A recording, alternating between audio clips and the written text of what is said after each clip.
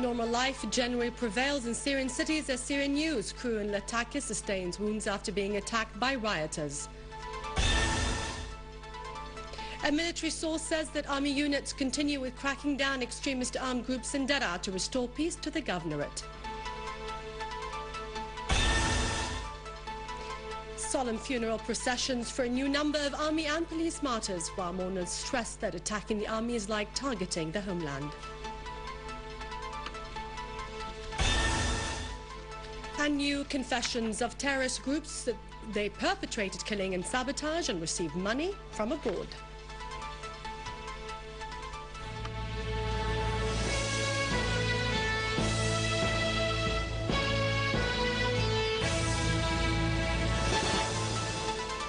Good afternoon, welcome to our news bulletin. I'm Dania Nizam. Normal life generally prevailed in the Syrian cities today, while some areas in the cities of Qamishli, Bukamal, Latakia, Hama and Homs witnessed little gatherings this afternoon, shouting slogans for freedom and martyrs. Then they dispersed.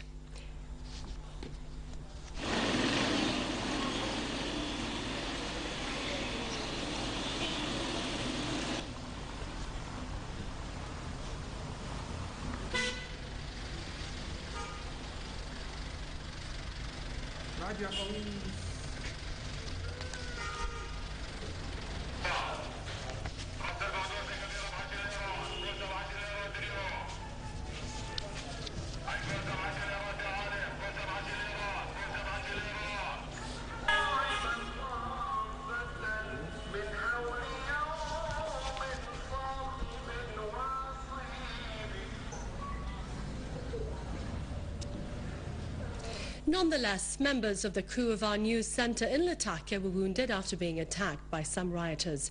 They were taken to hospital for treatment.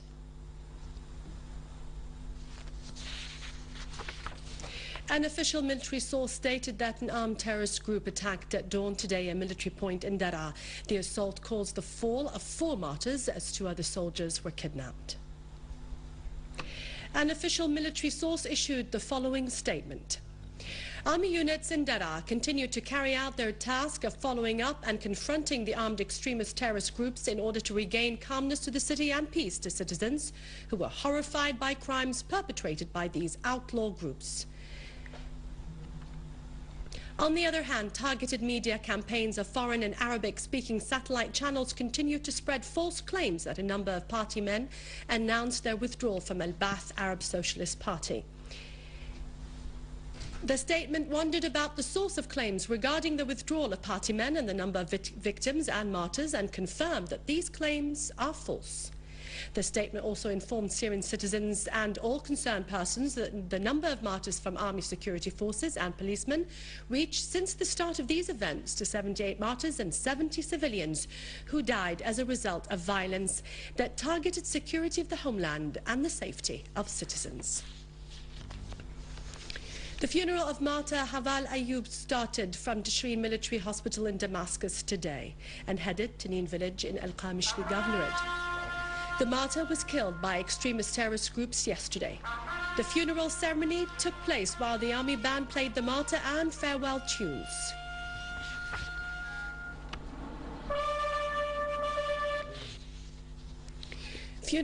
Funerals of 4 martyrs from the army and security forces headed yesterday from Tishrin Military Hospital in Damascus and the military hospital in Homs to the cities and villages of the martyrs. The 4 martyrs were killed by extremist terrorist groups the day before yesterday. The funeral ceremonies took place while the army band played the martyr and farewell tunes. The martyrs are Sergeant Major Hassan Abdel Karim Abbas from Tartus, Sheikh Badr al-Raqma, Policeman Yusuf Khalil Mahmoud from Hama al-Salmiya al-San, Officer Ahmed Haji Bouzan from Aleppo, Officer Hamoud al-Hassan from al-Raqqa Knez village. The martyrs were received by popular and official motorcades in their cities and villages.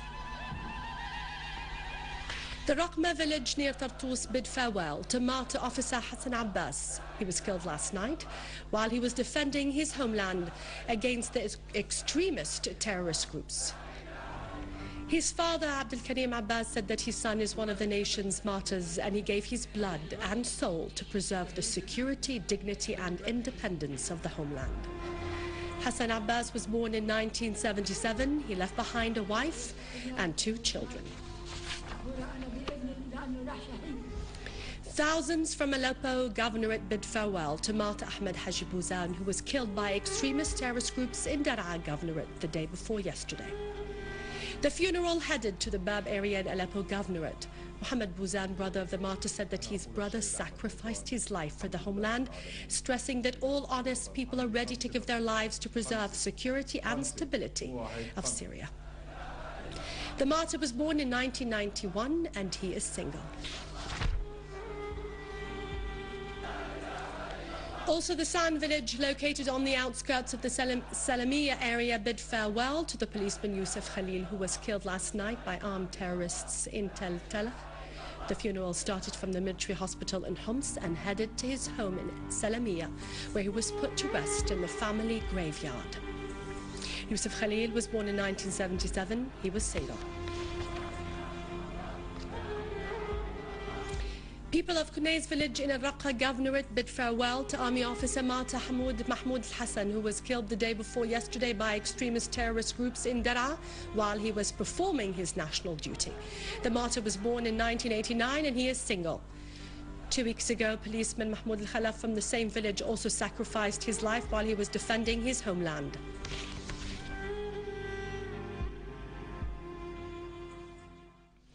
Retired Major General Mohammed Rifai declined what a number of satellite channels broadcasted about his leadership of the 5th Brigade and the claims of these channels that this brigade broke away from the Syrian Arab army.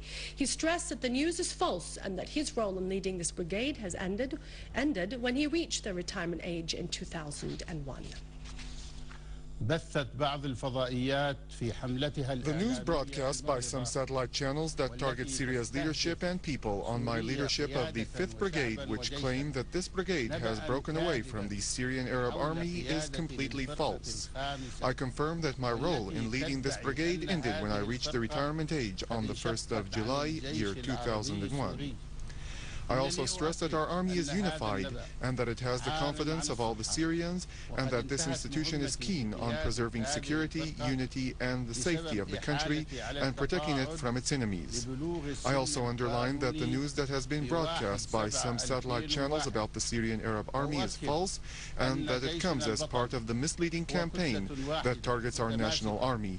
Our people are aware of these lies, and despite my retirement 10 years ago, I confirm my full loyalty to my homeland and to the Syrian Arab army as long as I am alive.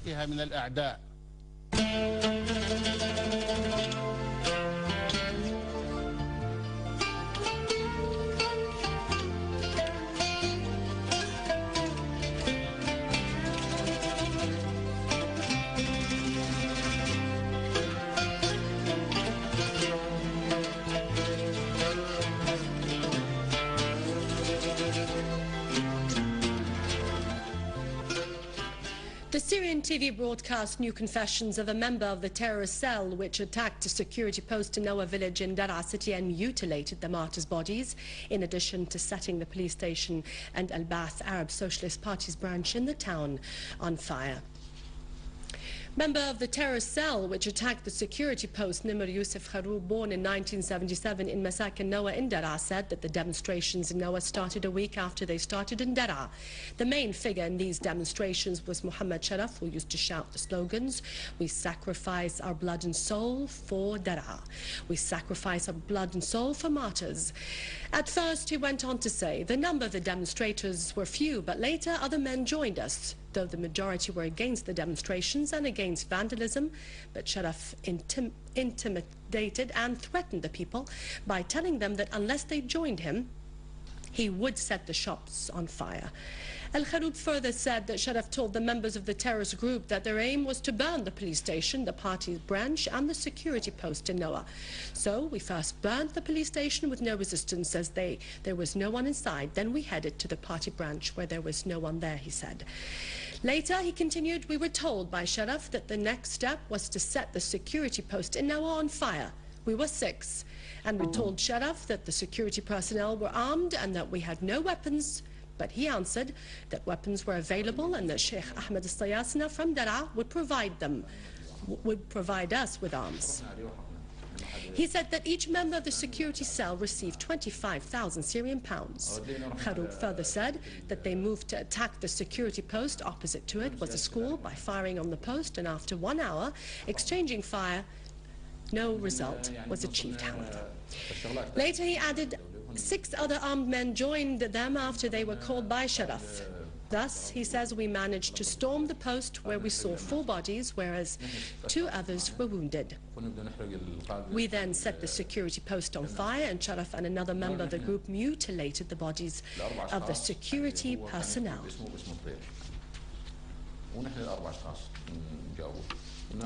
The Syrian TV also broadcast the confessions of an extremist terrorist cell whose members admitted that they killed civilians, intimidated the citizens, and sabotaged public institutions in Daraa city. In his confessions, member of the terrorist cell, the 35-year-old Ahmed al-Balkhi, said that he came from Daraa and that his brother Muhannad used to tell him about what the command of the demonstrations was going to do in Daraa, as he was in touch with this commander, which asked them to mobilize as much men as they could in order to launch an armed revolution. Al-Balkhi added that Sheikh Ahmed Sayasna, Sheikh Rabi' and Sheikh Mohammed told him that they were ready to provide them with whatever they wanted. He went on to say that his role was to be in touch with the people, to take some photos, shoot fabricated video clips, and send them to a man called Abu Wissam in Masakin Barza area. One of these fabricated video clips, he said, was an extract of what he claimed the massacre perpetrated in Jassim and Inkhil villages. Al-Balkhi further said that about 20 persons gathered in Zamalka area on Thursday, the 20th of this month, to set a plan to take to the street on Friday. The set plan was that a group of them would perform the Friday prayers in Arbin Mosque, then they would move to Al-Abbasiyin Square, whereas another group would perform the prayers in a mosque close to Al-Umayyin Square and to move them to the square.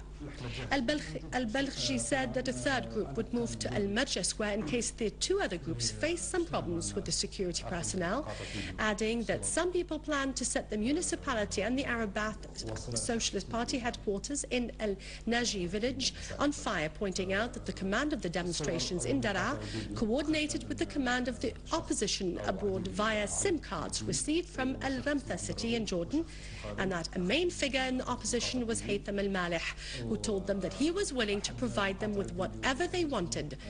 Al-Balkhi admitted that they received money from some sheikhs in Saudi Arabia and Kuwait. He pointed out that the command of the demonstrations bought huge amounts of weapons from a man whose name is Ibn Talal from a town called Qirata, 6 kilometers away from his village, adding that this man is known as an arms dealer.